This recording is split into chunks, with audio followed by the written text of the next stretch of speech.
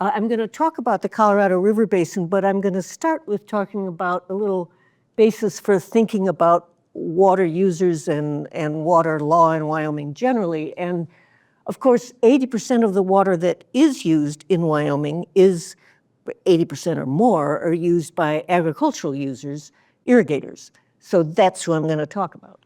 And they, because of the climate, because of how the land lays and what the soils are, and the way water moves through it, makes them very interdependent. I have had people say, well, you know, unless the guy above me on the creek starts irrigating, the groundwater table for me doesn't come up enough that my irrigation really matters when I take it out of the creek, or his return flow. They're very interdependent. And so they've created a water law that gives rights, that has mixed rights so that the users have considerable powers, but so does the state representing the public. And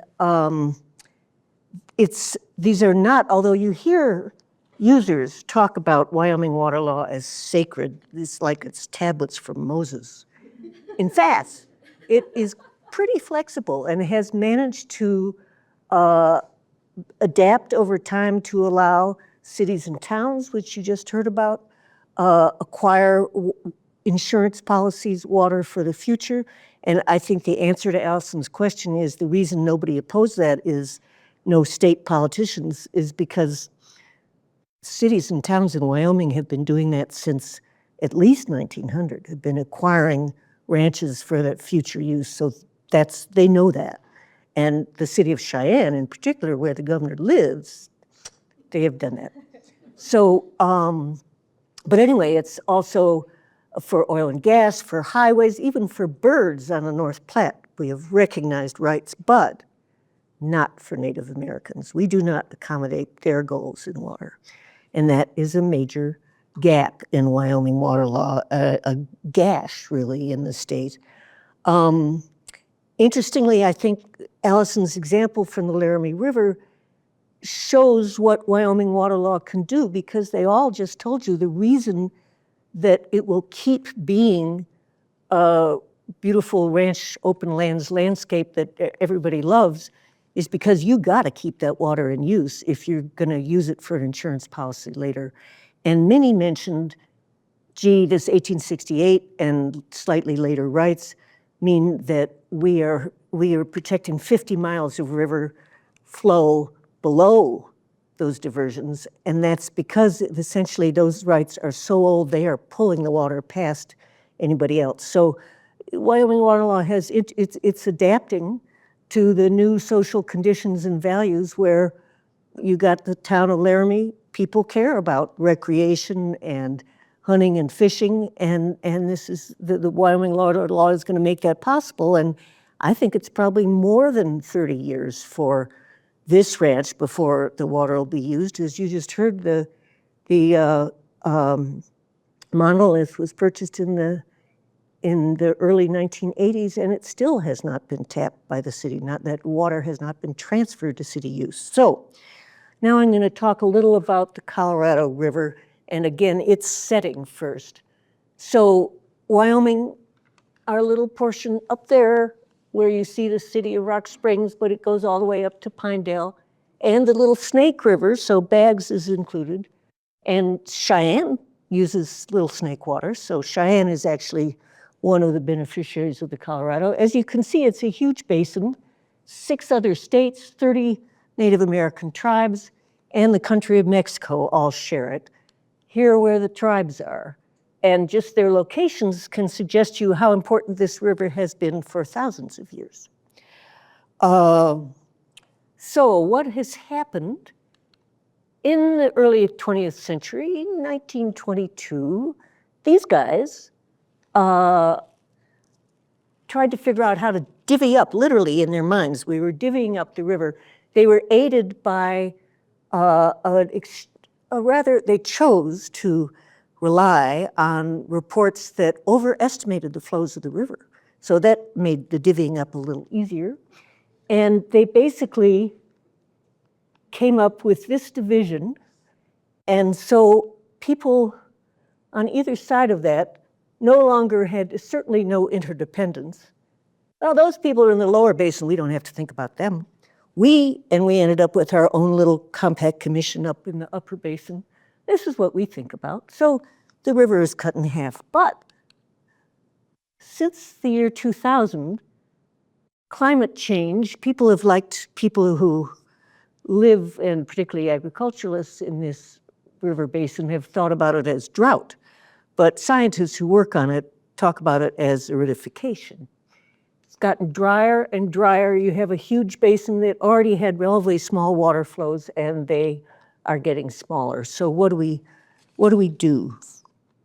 What is happening in Wyoming is just in that section of Wyoming, but I do think that what happens there is going to make its way across the state in terms of precedent.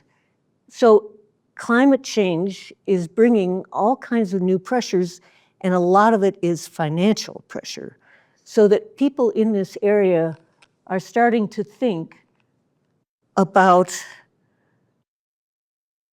well, they've started to experiment, all the states together, put some money into paying people not to use water, not to irrigate. And a number of people began to, a number that surprised the state engineer's office, were willing to start doing that in 2015. And now the state is really looking at a not just occasional pilots, which it was called, but a real system for doing that. Well, that means people saying, yeah, I'm gonna not irrigate for a while and lease this to somebody downstream. Obviously, that would particularly mostly happen in wet years because you might not have water to lease otherwise.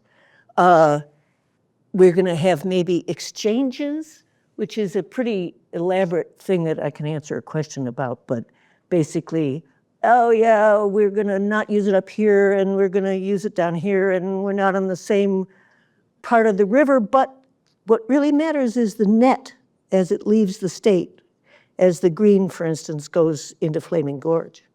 So as long as the net works out, then that exchange can be okay. There's been a quite controversial precedent for that set on the encampment, which is really part of the Platte system. Shall we think about, well, yeah, if I lease it to you now, but you know, the thing about irrigation rights is that they are short. They're just seasonal, from May to September. Well, if you're a Trona company or a city, you need water in the winter too. And so then, well, what does that mean? Well, I'll lease it from you, but could we store that somewhere for a while so I could tap into it? Oh my God, that's water banking. That is treating water as oh my God, you can't do that in Wyoming. Well, we're thinking about it. So there's a committee called the Wyoming Colorado River Advisory Committee, consisting of irrigators, legislators, leaders of industry in the area, and cities, including the city of Cheyenne, that have been talking about all this and getting to know each other and sort of understand what the issues are, as well as seeing more and more pictures of, say, the bathtub rings in Lakes Mead and Powell, where they're going, oh yeah, this actually could be real. The compact that was signed in 1922 would mean that at some point, Wyoming has agreed more than 100 years ago to actually cut back its water uses if the water available to the lower basin drops too low. And so that's why people are considering all these other things. Well, what do we do if that happens? Or can we use less water now to prevent that from happening? Because then there'll be better supplies of water down below. So they are having to think about all the people down the river. And part of what's going on, I talked about interdependence. One of the things that they're considering as looking at, well, what can we allow? What can we allow, this leasing, these exchanges, this water banking? Part of it, they're starting to say, well, you know, normally the only thing that you'd be protected in Wyoming water law is you can't do something that would actually injure the water right of your neighbor. That does not mean that it might injure their operation. Like, you can stop irrigating and the return flow doesn't go down to the neighbor I mentioned, and that's not an injury. So, but these guys are starting to think, well, maybe we put some little rules in there, like that at least the state engineer could consider that, and maybe even the riparian impacts, because they actually, they live in these places that you heard described, that Allison and many were describing. People are part of that community. They care about the migrations of antelope and the birds and the fish. And so it's interesting to me to ask whether in the face of all this money coming that could just be, we gonna pay you, you're gonna stop irrigating, we're gonna take that water, goodbye. Or, yeah, you're gonna pay us, but we're not, only some places are appropriate to take that money, and we're gonna have some rules about how that happens, because we are joining together, us interdependent guys, to try to articulate what it is we care about this place and how the water works here, and try to see if we can come up with a way to keep our water use and the way we have used water. Yes, we can reduce it, but we still want our community and some form of our ecosystem to persist. So that's what Wyoming is looking at doing. And as I say, it means that they're starting to think about the whole river as really a common resource, and maybe some interdependence. They think about, what are they doing in Arizona?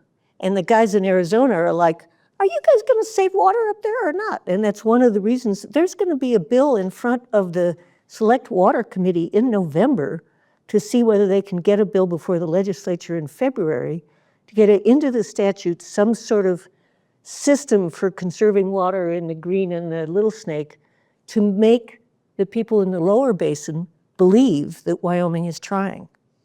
So that's pretty interesting. And as I mentioned here, how about those 30 tribes? They're trying to have an influence, but they are not at the table with the 7 states and the feds. So that is basically what I wanted to set up for you.